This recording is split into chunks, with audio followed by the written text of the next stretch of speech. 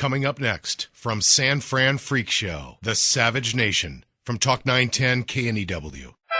Imagine discovering an opportunity that can completely rebuild your retirement fund by 40% over the next 2 years. Does it sound too good to be true? It's not if you take action today. Call my good friends, and I mean good friends, at Swiss America. Gold IRAs have averaged 20% per year growth since 2001. It's just common sense to roll over dead paper assets into gold, the best performing asset of the century. Then you can relax no matter what happens on Wall Street. Call now for a complete Gold 101 DVD and my free CD. Call toll-free 888-867-8965. That's 888-867-8965. For nearly a decade, I've told you to trust gold coins and Swiss America. Today, it's more urgent than ever. Get my CD, DVD, and new special report. Call toll-free 888-867-8965. That's 888-867-8965. Learn before you earn. Don't just imagine rebuilding your wealth. Do it now. Call 888-867-8965 today. They're funny, they're entertaining, and I couldn't drive an hour without them. Armstrong and Getty.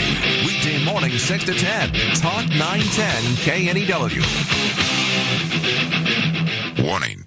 The Michael Savage Show contains adult language, adult content, psychological nudity. Listener discretion is advised.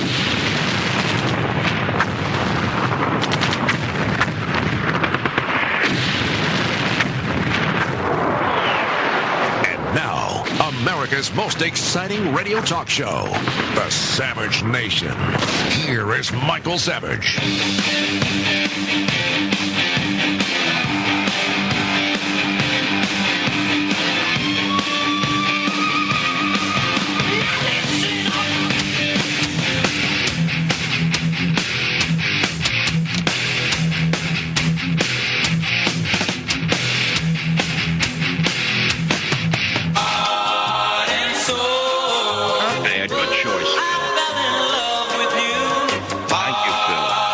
Was going to pick another rock and roll song today, but it was every day another one goes through my head.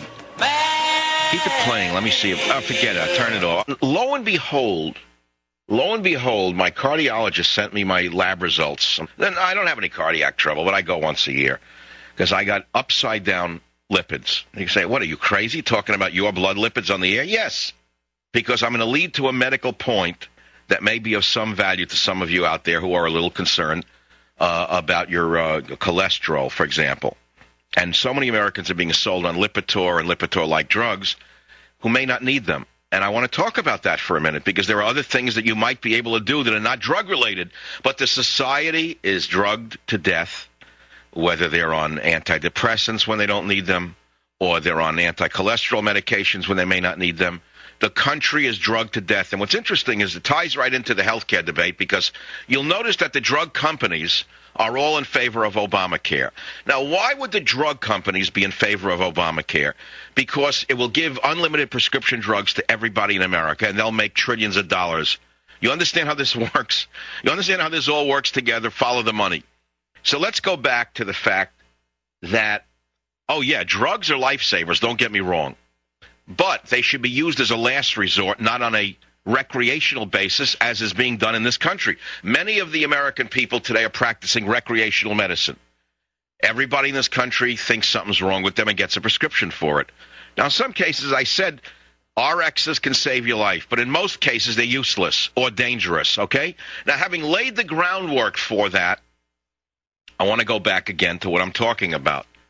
For years, I've struggled with upside-down VAP profiles, my LDL high, my HDL low, my overall cholesterol through the ceiling, triglycerides high.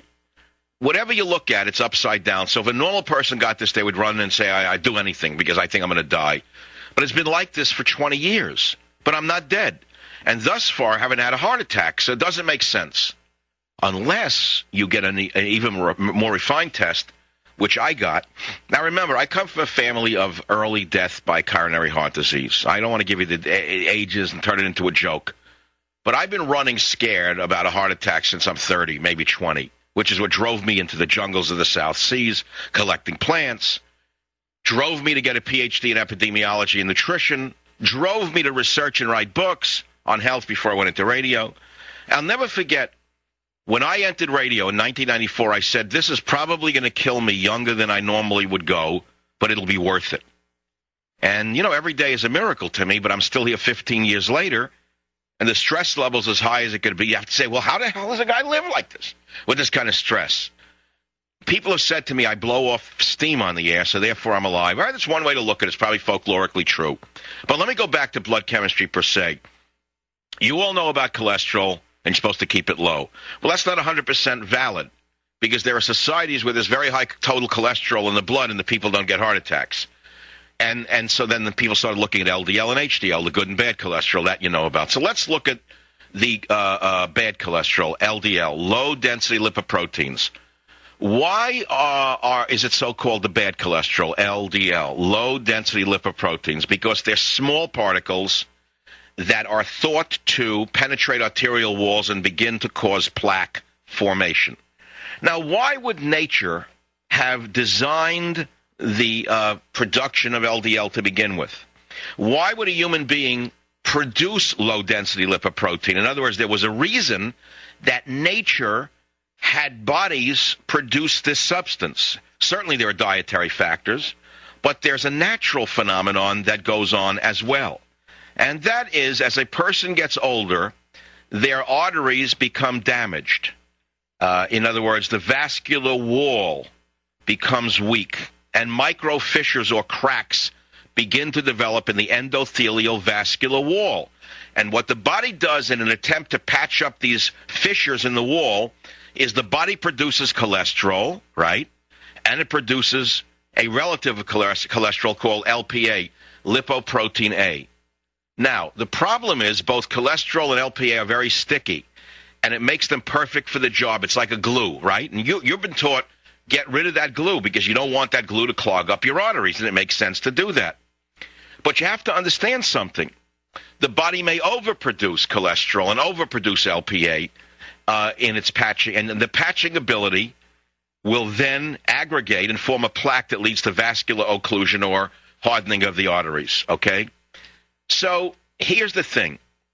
You may have high cholesterol, but you may also have LPA, which is high, and LPA is sticky, cholesterol is sticky, and so they adhere to the arterial wall, and you want to watch out because you'll clog your arteries. But what if you have high cholesterol and low LPA? Lipoprotein A. It's a major independent risk factor for cardiovascular disease. Follow me for a minute. Follow what I'm saying to you. When you have your blood cholesterol tested, you all get LDL, HDL, VLDL, you get triglycerides. Most of you know about these values. But have you been tested for LPA, cholesterol, lipoprotein A? Remember what I said to you. Lipoprotein A is manufactured in the liver, and it carries cholesterol into the arteries, which may have cracks in them.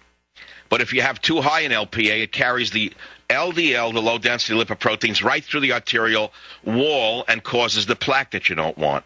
But what can you do if you have high LPA? The answer is very, very little. There are no drugs or medicines to effectively lower your LPA. So what do you do if you have a low LPA? You thank God for your genetics.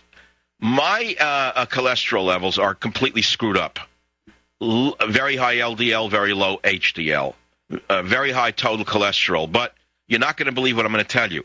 My latest lab report came back 2 hours ago, and I have a 0.0 LPA cholesterol, which is almost statistically or medically impossible. In fact, my cardiologist is calling the lab to make sure that there's been no mistake. The ideal here is to have a very low LPA, mine is 0. It's the only reason I'm still living. In other words, this is a genetically inherited component. You can't modify it very easily. The only things you can do to lower your LPA, which is what you want to do, is take saturated levels of vitamin C, lysine, and proline, because they are building blocks of collagen. But I don't want to get into great details about that. Just understand that you should circulate great amounts of vitamin C in your blood, as well as 800 IUs of vitamin E. Don't listen to what any quack tells you. Vitamin C is very important for your health in many, many different ways. Forget what the quacks tell you that it doesn't work or it's dangerous. They're liars. They want to push you into the drug field. I'll be right back. I'm Kim Commando. You can keep up with all things digital Monday through Friday in the noon hour with My Digital Minute on Talk 910 KNEW.